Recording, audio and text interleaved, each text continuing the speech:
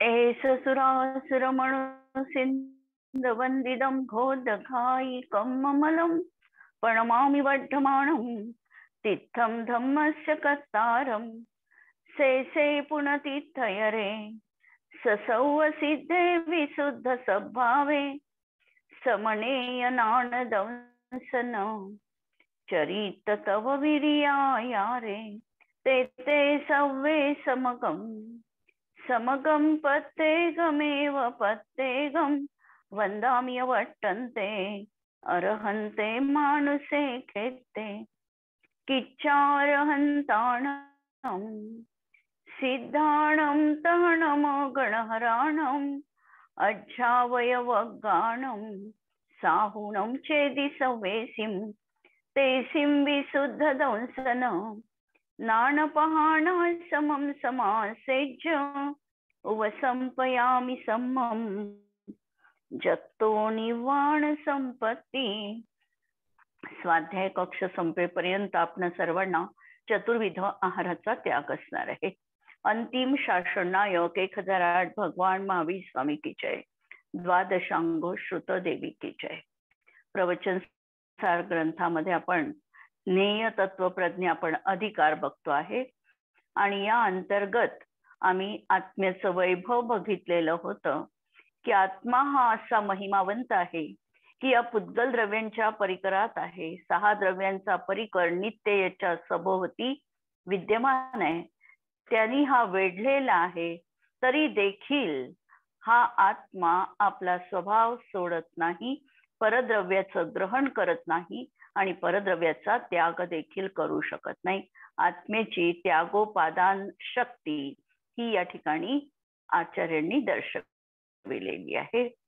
समयसार मध्ये 47 शक्तीचं स्वतंत्र वर्णन केलेलं आहे आणि त्याच्यामध्ये ही शक्ती सांगितलेली आहे, त्यालाच या ठिकाणी आचार्यांनी दर्शविलेलं आहे।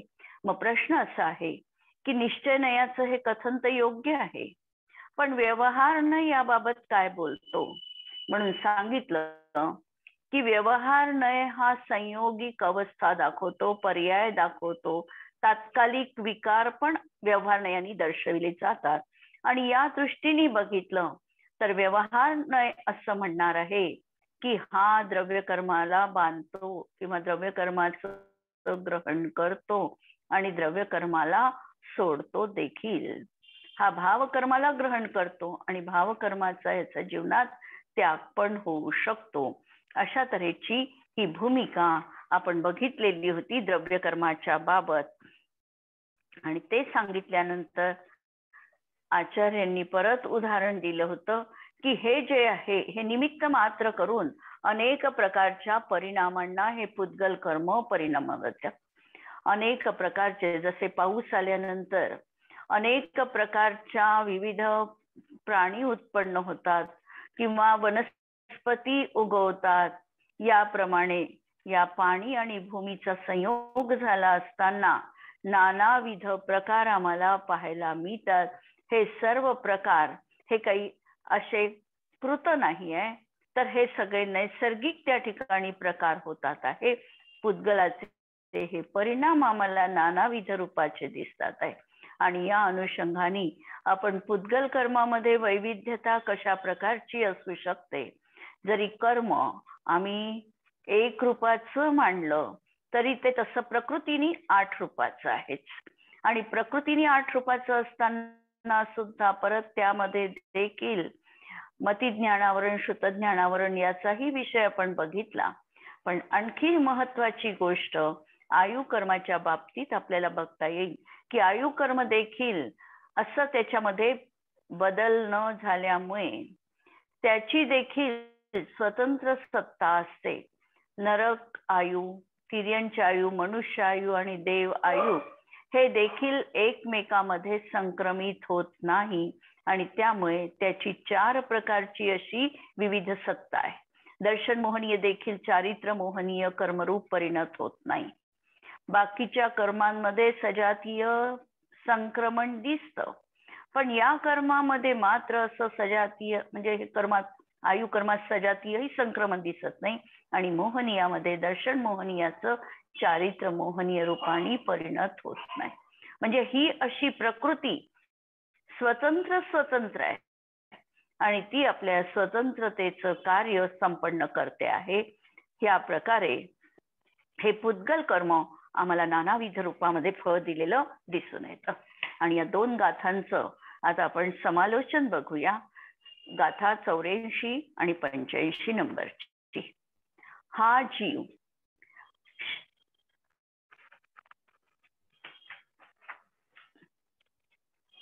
वास्तविक पाहता आपल्या रागादी भावांचा करता आहे. हा जो जीव आहे हा वास्तविक पाहता आपल्या रागादी भावांचा करता आहे, पण परद्रव्याचा करता नाही. काल आपण बघितलं की विकारी असो किंवा अविकारी असो या पर्यायीचा करता हा जीवच आहे. भलाई शुद्ध द्रव्यार्थिक नयानी हा शुद्ध भावाचा करता आहे, अशुद्ध निश्चय नयानी हा आपल्या अशुद्ध भावांचा देखील करता आहे आणि परद्रव्याचा करता नाही. त्याच्या ग्रहण त्यागाचा देखील तो निश्चयाने करता नाही. तरीही जेव्हा हा आत्मा विभाव भावांना करतो, राग द्वेषादी भावांना करतो, तेव्हा तो कर्मरज ग्रहण करतो आणि सोडतो देखील. आणि ही कर्मरज ज्ञानावरणादी कर्मरूपाने परिणमतात. जरी आम्ही असं म्हणत असू निश्चयाने की हा आत्मा त्यागोपादान शक्ती संपन्न आहे, तरी व्यवहाराची भाषा कथनचित भिन्न असणार आहे.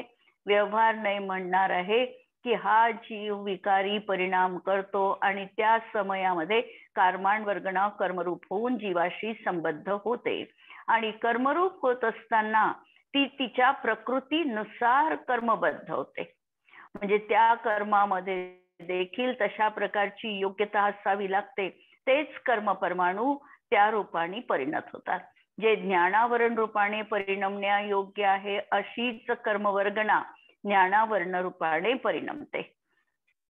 आणि या अनुषंगाने आपण बघितलेलं होतं की अनेक वेळा आम्ही ग्रहण केलेली कर्मवर्गणा आमच्या जवळ परत परत येत राहते. कधी कधी ग्रहण केलेली आणि त्याच्यामध्ये काही दुसरी नवीन अशाही प्रकारची कर्मवर्गणा मिश्र रूपाची देखील आमच्या जवळ निरंतर येत राहते आणि ते कर्म परमाणू त्या त्या रूपाने परिणमित होतात. यालाच आगम भाषेमध्ये प्रकृती बंध असं म्हटलेलं आहे. आणि दुसरा प्रदेशबंध. जशा प्रकारे योगाची तीव्रता मंदता असेल त्याप्रमाणे कर्म परमाणूंची संख्या निर्धारित होते. कर्म परमाणूंची संख्या निर्धारित होते. हे जरी असं आहे कमी अधिक परमाणू त्यामध्ये असतील, परंतु त्याला समय प्रबद्ध असं कर्म म्हटलेलं आहे की हा जीव एका समयामध्ये एक समय प्रबद्ध कर्म बांधतो. आणि ही राशी किती आहे तर असं अभव्य जीवांच्या अनंतपट आणि भव्य जीवांच्या अनंताव्या भागा एवढी ही राशी असते, ही अनंत राशी. आणि तेवढे कर्म परमाणू हा प्रति समय बांधतो आणि तेवढ्याच कर्म परमाणूंची निर्जरा पण होते. आणि तरी देखील याच्या शिल्केमध्ये 1.5 गुणहानी कर्म प्रकृती सदैव विद्यमान असते असं हे कर्माचं गणित आहे. हे तर स्वतंत्र विषय आहे, त्यासाठी हा तर आम्हाला आणखी खोलात जाऊन समजावावा लागेल. परंतु या ठिकाणी समय प्रबद्ध कर्म हा जीव प्रति समय बांधतो. हा झाला प्रदेशबंध.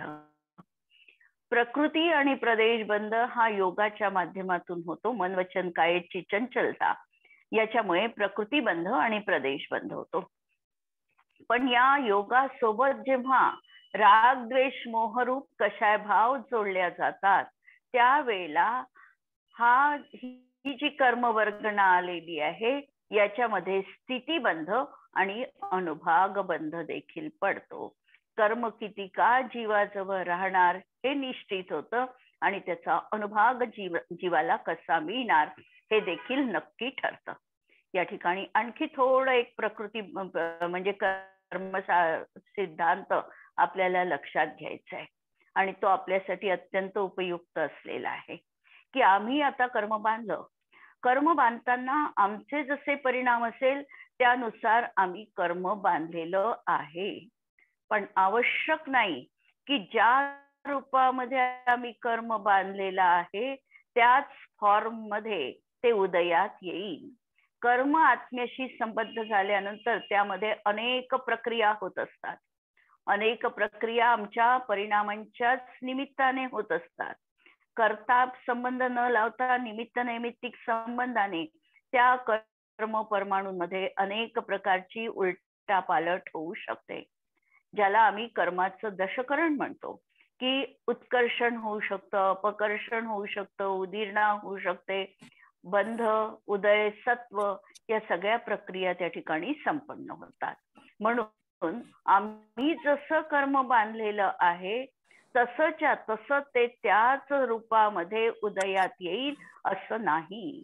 त्याच्यामध्ये कदाचित संक्रमण देखील होऊ शकतं, कदाचित ते कर्म तीव्र परिणामांनी बांधलेले असतील आणि परिणामांमध्ये जर आमच्या मंदता आली असेल तर जे बद्ध कर्म परमाणू आहे त्याच्यामध्ये देखील बदल होऊन ते कर्म परमाणू शुभ रीतीने देखील फळ देऊ शकतात. संक्रमण त्याच्यामध्ये होऊ शकतं. जर आम्ही बांधताना शुभ कर्मांचा बंध केलेला आहे आणि पुढे चालून आमचे परिणाम तीव्र संक्लेश रूप झाले तर ते सत्तेमधलं कर्म, शुभ कर्म अशुभ रूपाने देखील संक्रमित होऊ शकतं. म्हणून कर्मशास्त्राचा हा नियम आपल्याला लक्षात ठेवायचा आहे की जर आम्ही आमच्या आत्ताच्या वर्तमान परिणामांमध्ये मंदता ठेवत गेलो, शुभ परिणाम आम्ही जाणीवपूर्वक केले तर आमचं कर्म देखील शिथिल पडतं आणि ते कर्म आम्हाला इतकं तीव्रतेने त्रासदायक ठरणार नाही. हा थोडा विषयांतर झाला, पण तरी देखील हे प्रकरण आपल्यासाठी उपयुक्त असल्यामुळे हा भाग घेतला. नंतर हे जे कर्म आहे हे ज्ञानावर्णादी कर्मरूपाने परिणमतं आणि याच्यामध्ये देखील 148 उत्तर प्रकृती रूपाने त्याच्यामध्ये ऑटोमॅटिकली आपोआप डिस्ट्रीब्युशन त्याचं होऊन जातं. कर्म देखील सिस्टमॅटिक पद्धतीने कार्य करत आहे. म्हणजे जेव्हा हा आत्मा राग द्वेष युक्त होऊन शुभ किंवा अशुभ रूपाने परिणमतो तेव्हा कर्म ज्ञानावर्णादी रूपाने आत्म्यामध्ये प्रवेश करतात, परस्पर अवगाह रूपाने राहतात आणि यालाच पुद्गलाचं आत्म्याने ग्रहण केलं असं म्हटल्या जातं. पण त्याचाही अर्थ निश्चयने आणि आम्हाला समजायचं आहे की आत्म्याने कर्माला ग्रहण केलेलं नाही, फक्त तावत कालपर्यंत त्यांचा एकमेक संबंध आहे. पहिली गोष्ट, आत्मा निश्चयाने परद्रव्याच्या ग्रहण आणि त्यागापासून दूर आहे. दुसरी गोष्ट, आत्मा परमशुद्ध निश्चयनयाने अविकार, सहज, आनंदमय, चिद्रूप, कारण समयसार रूप आहे. आत्मा कसा आहे आणि याच गोष्टीचं आम्हाला चिंतन करायचं. ही गोष्ट इतकी महत्वाची आहे की आम्हाला निरंतर आमच्या अंतरंगामध्ये धारण हे करायचंय की परमशुद्ध निश्चयाने जसा आत्मा आगमामध्ये दाखविलेला आहे तो म्हणजे मी आहे, हे एकदा आम्हाला प्रतीतीत यायला पाहिजे. आणि तो आत्मा कसा आहे तर अविकार, सहज, आनंदमय, चिद्रूप, कारण समयसार रूप आहे. याच्यामध्ये सर्व पर्याय भेद गौण आहे, याच्यामध्ये गुणभेद गौण आहे. हा जो आत्मा आहे हा आपल्या चैतन्याला निरावरण प्रकाशमान करणारा आहे. याच्या या न्यायक स्वभावावर, कारण स्वभावावर कोणतंही कधीही आच्छादन असू शकत नाही. हा सदैव स्वसंवेद्य ज्ञानाने नित्य प्रकाशितच असणारा आहे. या तत्वाला आम्हाला निरंतर मनामध्ये, चिंतनामध्ये घ्यायचं आहे. तिसरं, अनादी कर्मबंधनाच्या निमित्ताने स्वभावापासून विलक्षण रागादी भाव रूपाने परिणमतं. विलक्षण हा शब्द आम्ही काहीतरी वेगळं, विलक्षण, जे लक्षण नाही त्याला विलक्षण म्हणायचं. म्हणजे आत्म्याचं लक्षण ज्ञान स्वभाव आणि या लक्षणाला ज्यांनी सोडलेलं आहे, ज्याचं विपरीत लक्षण आहे, त्याला म्हणायचं विकारी भावांचं आत्म्यामध्ये कथन करणं. हा आत्म्याचा विलक्षण भाव झाला. म्हणून असा विलक्षण रागादी भाव रूपाने परिणमतो. रागादी विकारी भावांच्या निमित्त असताना कर्माण वर्गणा स्वयमेव कर्मरूप परिणमते. परत या ठिकाणी लक्षात ठेवण्याचे शब्द स्वयमेव, कारण तिचा कर्ता कोण तर तीच आहे. पण कसं आहे तर रागादी विकारी भावांचं निमित्त कारण पडलेलं आहे. निमित्त तर आत्मपरिणामांचं आहे, पण त्यावेळेला कर्माण वर्गणा स्वयं आपल्या उपादानगत योग्यतेने कर्मरूप परिणमते. 5वा पॉइंट, रागादी विकार आत्म्याच्या पर्यायी योग्य उपादानातून प्राप्त होतात. रागादी विकार तर हे पर्यायीत होणार आहे आणि त्यासाठी ती योग्य उपादानगत योग्यता देखील तिथे विद्यमान असतेच असते. आत्मा स्वतःच्या अशुद्ध उपादानाने उत्पन्न रागादी विभावरूप परिणमतो, तेव्हा तो कर्माशी संयुक्त होतो. वाक्य लक्षात घ्या. आत्मा स्वतःच्या अशुद्ध उपादानाने, अशुद्ध उपादान याचा अर्थ की आत्म्यामध्ये राग रूप परिणमण्याची त्या समयात तात्कालिक योग्यता आहे, हे त्याचं अशुद्ध उपादान, आणि त्यांनी हा राग आदी विकार रूप परिणमित झालेला आहे. वितरागी आहे, त्यांच्यामध्ये ही तात्कालिक योग्यताच नाही, तर ते विकार रूप परिणमणार नाही. पण संसारी जीवांमध्ये मात्र अशा प्रकारची उपादानगत योग्यता आहे आणि म्हणून हा जीव रागादी भावरूपाने परिणमतो आणि त्यावेळेला त्याचा आणि कर्माचा संयोग संबंध घडतो. जेव्हा हा आत्मा आपल्या कारण समयसार नुसार अनुरूप दृष्टी करतो आणि परिणमतो, तेव्हा कर्मबंधापासून मुक्त होतो. मग आता जसा हा कर्मबंध कशाने करतो तर रागादिकांना लक्ष केल्यामुळे याला कर्मबंध होतोय.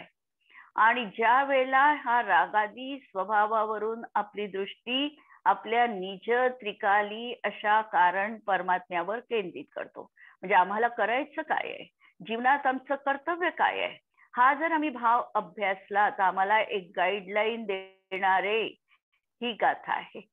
की या ठिकाणी हे सांगत आहे की आज तागायत पर्यंत तू रागादी विकारांना जीवनात मुख्यता दिली आणि तुझ्या स्वभावाकडे तू दुर्लक्ष केलं. आता तुला जर मुक्ती हवी आहे तर तुला उलट करावं लागेल. जो तुझा स्वभाव आज तागायत पर्यंत तो दृष्टीत घेतला नाही, अशा त्या समयसार रूप कारण परमात्म्यावर तुझी दृष्टी तुला एकाग्र करावी लागेल. आणि जो पर्यायी मध्ये रागरूप परिणाम दिसतो आहे त्याला गौणत्व द्यावं लागेल. गौण मुख्य व्यवस्था फक्त बदलली, गौण मुख्य व्यवस्था तर आम्हाला ठेवावी लागणार आहे, परंतु मुख्यता कशाला द्यायची आणि गौणता कशाला द्यायची. राग पर्यायी देतो आहे, आम्ही जाणतो पण आहे, म्हणजे रागाचं ज्ञान पण करतो आहे, पण समजायचं आहे की राग हा जड आहे, माझा स्वभाव नाही, माझा स्वभाव चैतन्य रूप आहे. मी याला आता जीवनात मुख्यता देणार नाही. आज तागायत पर्यंत रागाचं मला कौतुक होतं, रागाची मी खूप अतिथी भक्ती केली, आतिथ्य केलं, त्याला कुर्व आलं. आता रागाला मला जीवनात स्थान द्यायचं नाही. राग माझ्यापासून पृथक आहे, तो तात्कालिक आहे, माझ्या स्वभावाचा घात करणारा आहे. मला माझ्या स्वभावाची उपलब्धता करायची आहे आणि चैतन्य रूप आत्मतत्वावर दृष्टी केंद्रित करायची आहे. म्हणून अशा प्रकारची दृष्टी ज्या वेळेला जीवनात आम्ही आणू, आणि हे पुरुषार्थपूर्वकच होणार आहे, आणि याच्यासाठी आमचा प्रयत्न, आत्म्याचा प्रयत्न त्या ठिकाणी असावा लागणार आहे. आत्म्याचा त्यावेळेचा प्रयत्न म्हणजेच आमचा समीचीन पुरुषार्थ. आणि असा हा जीव तेव्हा कर्मबंधनापासून मुक्त देखील होऊ शकतो. जीव अशुद्ध परिणामांनी बद्ध होतो आणि शुद्ध परिणामांनी मुक्त होतो. नंतरचा 9वा पॉइंट, स्वतःच्या शुद्ध स्वभाव रूप आत्म्याला विस्मृत केल्याने उत्पन्न झालेल्या विकारांनीच हा कर्मबंध करतो. म्हणजे याला कर्मबंध का होतोय? याचा स्वभाव याच्याजवळ नित्य विद्यमान असताना देखील, हा याचा खरा मित्र असताना देखील या मित्राची कधी यांनी साथ दिली नाही, किंवा या मित्रांनी आम्हाला जो पथ दाखविलेला आहे, जो मार्ग दाखविलेला आहे, त्या मार्गाचा कधी आम्ही अंगीकार केला नाही. आणि जो तात्पुरता गोड बोलून आम्हाला भ्रम निर्माण करणारा आमचा मित्र वाटत आहे, त्याला आम्ही महत्व जीवनात दिलं. खरा मित्र आमची चूक दाखवतो, ती आम्ही स्वीकारली नाही. आणि खोटा मित्र वरवर स्तुती करतो, त्याला आम्ही चांगलं मानलं. म्हणून स्वतःच्या शुद्ध स्वभाव आत्म्याला आम्ही विस्मृत केलं आणि त्यामुळे हा विकार निर्माण झाला आणि या विकाराने हा कर्मबंध करतोय. आणि बद्ध कर्मात स्वयमेव विविधता प्राप्त होते. आणि जे कर्म आता बांधणार आहे याच्यामध्ये स्वयमेव तशा प्रकारची विविधतेला उत्पन्न करण्याची योग्यता आहे. आमच्या मतिज्ञानावर आवरण टाकण्याची योग्यता मतिज्ञानावरण कर्मात आहे.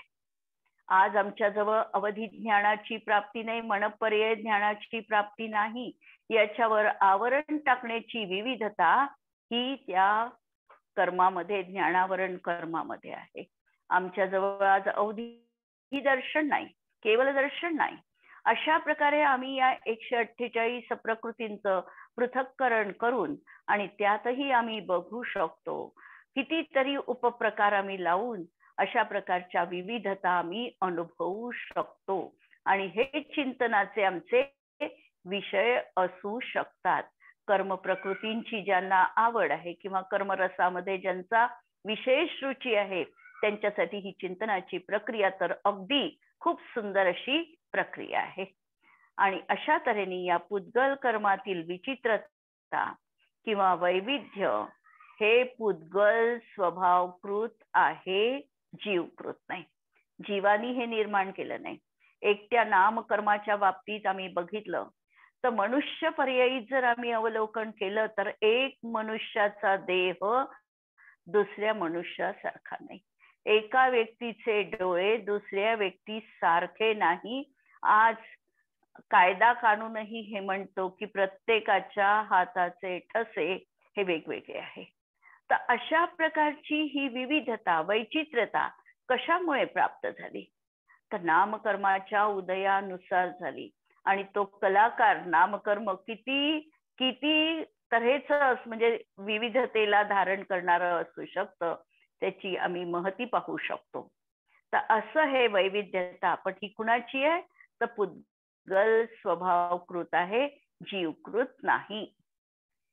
उदाहरण आपण बघितलेलं होतं की ज्याप्रमाणे नवीन मेघजल आणि भूमी यांचा संयोग झाला की पुद्गल स्वयमेव वैविध्यतेला प्राप्त करतो. काल बघितलं आपण की पाऊस पडल्याबरोबर नवीन पालवी झाडांना उगवते, नवीन प्रकारच्या हिरव्या वनस्पती आम्हाला दिसतात, अनेक प्रकारचे छोटे मोठे अशा प्रकारचे किडे वातावरणामध्ये निर्माण होतात. हे सगळं अशा प्रकारे स्वयं त्यावेळेला वैविध्यतेला प्राप्त झालेली भूमी दिसते. याप्रमाणे आत्मा जेव्हा राग द्वेष शुभाशुभ भावाने परिणत होते तेव्हा योगद्वाराने प्रवेश करणारे, कारण प्रवेश कशाच्या माध्यमातून होणार आहे? योगाच्या माध्यमातून. मन वचन कायेच्या चंचलतेच्या माध्यमातून कर्म परमाणू जीवाजवळ प्रवेश करणार आहे आणि त्याला मागून बळकटी देणार आहे. कशा आहे? रागद्वेषादी विकार. याच्यामुळे हे कर्मपुद्गल स्वयं ज्ञानावर्णादी आणि पुण्य पापादी नानाविधतेला धारण करतात. जीवाच्या परिणामांची देखील आम्ही विचित्रता बघू शकतो. आणि पुद्गलाची देखील विविधता आम्ही अनुभवायला येऊ शकते. नवनिधी समवशरणाचा जर आम्ही विचार केला तर आदिनाथ स्वामींच्या काळामध्ये समवशरणाचा विस्तार हा 12 योजन होता. अवसर्पिणी काळामध्ये महावीर स्वामी पर्यंत पोचेपर्यंत अर्धा योजन हा विस्तार कमी कमी होत 1 योजन पर्यंत आलेला आहे. वास्तविकतः तीर्थंकर प्रकृतीचा उदय दोहोंचाही समान आहे, पण समान असताना देखील या पुद्गल कर्माच्या विविधतेमध्ये रचनेमध्ये फरक पडलेला आहे. अशा तऱ्हेची विविधता आम्हाला लक्षात येऊ शकते. नंतर निश्चयाने ज्ञानावर्णादी पुद्गल कर्माचा करता कर्माण वर्गण आहे. निश्चयाने हे सांगणार आहे की ज्ञानावर्णादी कर्म का बांधल्या गेलं, त्याचा करता कोण, बांधल्यात गेलं जीव परिणामाचं निमित्त असताना तिथे निमित्त नैमित्तिक संबंध लावायचा आणि कर्ता कर्म संबंध लावत असताना या पुद्गल कर्माचा करता कोण, तर पुद्गल कर्माचा करता ही कर्माण वर्गणा पुद्गल कर्माचा करताय. आत्मा त्या कर्माचा करता नाही. आणि त्याच्या मूल प्रकृती, उत्तर प्रकृती, पुण्य पाप हे सगळे पुद्गलाचे पर्याय आहे. मूल प्रकृती कर्माच्या 8 प्रकृती, उत्तर प्रकृती बघितल्या तर 148 प्रकृती, आणखी विश्लेषण बघायचं असेल तर बंधयोग्य प्रकृती 120 बंधयोग्य प्रकृती, उदययोग्य प्रकृती 122 उदययोग्य प्रकृती, सत्व प्रकृती 148 सत्व जीवाला, पुण्य प्रकृती आणि पाप प्रकृती. पुण्य प्रकृती 68 आणि पाप प्रकृती 100. अशा प्रकारच्या ह्या कर्मांमध्ये नाना विधता आम्हाला दिसते. कर्म बंधासाठी जीव विकार हे केवळ निमित्त मात्र आहेत. जीवाच्या विकारांसाठी कर्म विपाक निमित्त मात्र आहे. धर्मानुराग रूप परिणामांचे निमित्त असताना शुभ प्रकृतीमध्ये प्रकृष्ट अमृत समान अनुभाग पडतो. परत लक्षात घ्यायचं, ज्या पुण्य प्रकृती आहे या पुण्य प्रकृतीच्या अनुभागासाठी 4 दृष्टांत दिलेले आहे. पुण्य प्रकृतीचा अनुभाग कसा असतो तर गूळ, साखर, खडीसाखर आणि अमृत रूपाचा असतो. जेव्हा प्रकृष्ट मंद परिणाम जीवाचे असतात म्हणजे सम्यक दर्शन पूर्वक असे जीवाचे परिणाम राहतात, त्यावेळेला या शुभ प्रकृतींमध्ये चतुस्थानीय बंध पडतो. म्हणजे गूळ, साखर, अमृत आणि खडीसाखर रूपाचा. मिथ्यात्व गुणस्थानामध्ये हा कर्मविपाक शुभ प्रकृतींचा द्विस्थानीय पडतो, गूळ आणि साखर. अमृत रूपाचा कधी कर्म परमाणूचा बंध मिथ्या दृष्टीच्या जीवनात दिसत नाही. सम्यक्त्वाची प्राप्ती झाल्यानंतर प्रकृष्ट मंद परिणामांनी अशा प्रकारचा शुभ परिणामांमध्ये बंध पडतो आणि मोहादी तीव्र भावांच्या संक्लेश परिणामाचे निमित्त असताना अशुभ प्रकृतींचा हलाहल, विष हलाहल रूपाचा अनुभाग पडतो. मिथ्यात्व अवस्थेमध्ये अशुभ प्रकृतीचा बंध जीवाला चतुस्थानीय होतो. म्हणजे कसा तर निंब, कांजी, विष आणि हलाहल रूपाचा. आणि जेव्हा सम्यक्त्व प्राप्त होते, सम्यक्त्व प्राप्तीनंतर हा अनुभाग हलाहल रूपाचा, विष रूपाचा कमी कमी होत जातो. अशी ही कर्म प्रकृतीची स्वयमेव व्यवस्था जीवाच्या परिणामाच्या निमित्ताने बनते. पण त्याच्याची प्रकृती त्याच्यामध्ये लावायची, दोहोंची ही स्वतंत्रता बघायची.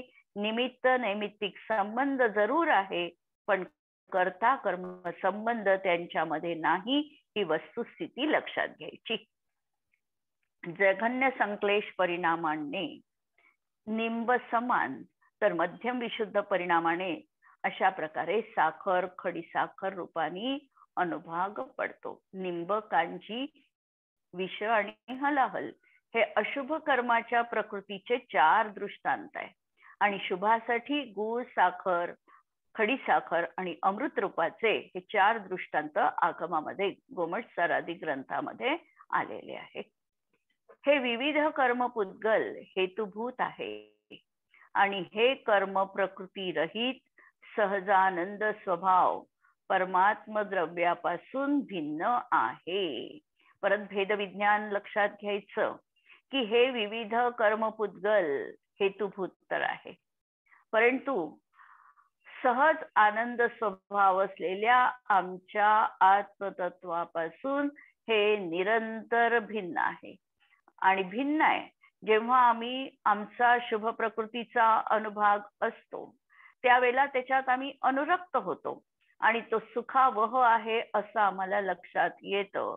परंतु तरी देखील आम्हाला हे तिथेही समजायचंय की हा शुभ कर्म प्रकृतीचा बंध काही काळ जीवाजवळ राहील, त्यानंतर तो असातामध्ये परिवर्तित होणारच आहे.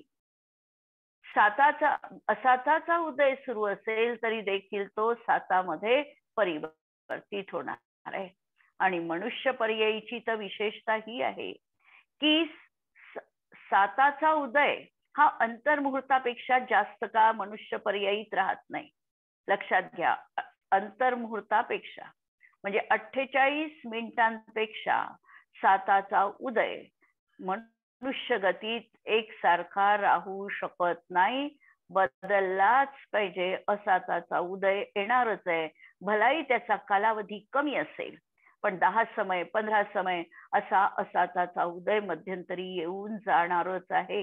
पण आम्हाला कधी कधी हा असाताचा उदय जाणवत पण नाही आणि आम्हाला असं वाटतं की आम्ही निरंतर सुखामध्ये सुखोपभोग घेतो आहे, तिथे तल्लीन झालेला आहे. जेव्हा सुखालाही आम्ही दुःखरूप आहे अशी अभिप्रायामध्ये प्रतीती करू, त्याच वेळेला आमच्या जीवनात आमचं उत्थान होण्याचा मार्ग दिसू शकतो. ही वस्तुस्थिती लक्षात घ्यायची आहे. नंतर बंधनमुक्त होण्यासाठी पुण्य पाप कर्म मंद तीव्र अनुभाग हे सर्व प्रकार हे कर्मात आहे आणि परकृत शुभाशुभ भाव यांचीही उपेक्षा करून सहज चित्स्वभावी आत्मतत्वाची आराधना आम्हाला करायची आहे. यावर वृंदावन कवी लिहितात, जबे जीव राग दोष समल विभाव जुत शुभाशुभ रूप परिणाम को ठरत है, ताते ज्ञानावर्णादी कर्मरूप परज याके. तेव्हा ज्ञानावर्णादी कर्म त्याला बांधलं जातं. जोगद्वार आयके प्रदेश पे पटत है, जैसे ऋतु पावस में धारा धरणीते धरणी में अंकुरादि अटत है, तैसे ही शुभाशुभ अशुद्ध राग दोष नीते पुद्गलिक नयो कर्म बंधन वटत आहे. अशा तऱ्हेचं हाच भाव या ठिकाणी सांगितलेला आहे. आत्म्याच्या पर्यायीत असलेलं मिथ्यात्व अविरती आदी भाव जीवाच्या त्या समयातील योग्यतेने प्राप्त होतात. कर्म काळ किंवा संयोग त्या भावांना करवीत नाही. स्वतःच्या स्वभावाला न जाणल्याने ते परिणाम उत्पन्न होतात आणि त्यावेळी परपदार्थ किंवा कर्म उदयात असतात आणि म्हणून त्याला निमित्त म्हटलेलं आहे. वास्तविकतः कर्ता म्हणजे जो परिणाम करतो तो कर्ता. भाव कर्म जीवाचे आहे म्हणून अज्ञान अवस्थेत जीव अज्ञान भावाचा कर्ता आहे. पौद्गलिक द्रव्य कर्माचा कर्ता मात्र कर्माण वर्गण आहे. या ठिकाणी या गाथेमध्ये निश्चयाने आत्म्याला पराचा अकर्ता म्हटलं, पण 187 नंबरच्या गाथेत अनुपचरित असद्भूत व्यवहार नयाने हा जीवाला कर्माचा कर्ता देखील म्हटलेलं आहे. आणि म्हणून प्रत्येक गाथेची विवक्षा ही आम्हाला लक्षात घ्यावी लागते. कधी कधी असं वाटतं की हे विरोधी कथन आहे, व्यवहार नय निश्चय नयाच्या विरोधात कथन करतो आहे, पण यामध्ये देखील तौलनिक दृष्टीने आम्हाला संतुलन प्रस्थापित करायचंय आणि दोन्ही कथन एकमेकांना कसं पूरक आहे ही विवक्षा लक्षात ठेवायची आहे. आणि या गाथेचा प्रयोग करताना हे सगळे जे आमचे परिणाम होऊ लागलेले आहे, अशुद्ध रागाचे परिणाम आमच्या जीवनात जे होते आहे, याला सर्वस्वी जीवनामध्ये गौण करणं आणि गौण करून माझा जो कारण परमात्मा निज शुद्ध आत्मतत्व आहे, ज्याची मी आज तागायत पर्यंत उपेक्षा केली, याला मला मुख्यता देऊन निरंतर माझ्या ध्यानाचा विषय मी चिदानंद शुद्ध आत्मस्वभावी आत्मा आहे, अशा प्रकारचं आम्हाला करता येतं का, हा प्रयोग आम्हाला या गाथेच्या 2 गाथांच्या अनुषंगाने जीवनात करायचा आहे. आज आपण इथे थांबूया. जिनवाणी के ज्ञान ते सूझे लोकालोक, सो जिनवाणी मस्तक नमून सदा देत हूँ घोक. नमो अरिहंताणम नमो सिद्धाणम नमो आयर्याणम नमो वज्रायाणम नमो लोये सवसाहुनम. सर्वांना